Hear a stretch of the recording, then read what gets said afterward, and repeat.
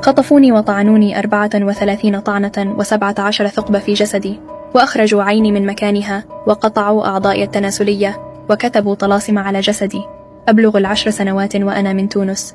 في أواخر عام 2010 ذهبت إلى البقالة لشراء غرض ما، ولكنني ذهبت ولم أعد. بدأ أهلي بالبحث عني في كل مكان على أمل أنني سأعود، ولكن مضت 24 ساعة ولا يوجد أثر لي. أنا أبي يشك في زوج عمتي، لأنه عندما تقدم إلى عمتي طلب منه والدي أن يطلق زوجته أولا، لأن القانون يمنع تعدد الزوجات، ولكن لم يسمع له وتزوج عمتي عرفيا. لم يسكت أبي وقام بالإبلاغ عنه وتم حبسه، ومن وقتها زوج عمتي هدد أبي بأنه سينتقم منه. حاولوا وأهلي إيجادي بجميع الطرق، حتى أنهم شاركوا في برنامج تلفزيون اسمه المسامح كريم، واستدعوا زوج عمتي ليواجهوه أمام الناس. في يوم اللقاء اتصلت عمتي بأبي وقالت له لا داعي للذهاب وأن إحساسها يقول بأنني سأعود قريبا. تجاهلها أبي وذهب وأتى زوج عمتي وتحدث عني، وقال بأنه أول من وقف بجانب عائلتي، وبدأ بالبحث معهم، وأقسم بأعظم الإيمان أنه لا يعلم مكان وجودي. أقسم بالله أقسم بالله أقسم بالله.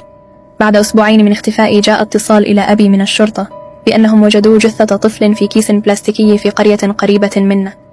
وعندما ذهب أهلي للتعرف على الجثة متمنين بأنها تكون لشخص آخر، وجدوها جثتي بالفعل، وكانت مشوهة بأبشع الأشكال.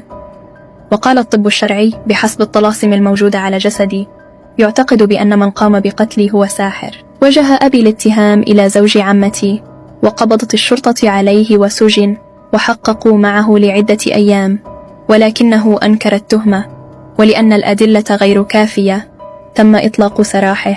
بعد مرور سنة أهلي لم يستسلموا بالبحث، وما زال زوج عمتي يحمل في قلبه من أهلي، فقرر استدعاءهم في نفس البرنامج مجددا ليبرئ ذمته، ولكن لم يكن يعلم بأن هذه الحلقة ستكون حاسمة وتظهر الحقيقة. شاهد الحلقة شخص كان مسجونا معه أثناء فترة اعتقاله، وقرر البحث عن أبي وتكلم بما يعرفه.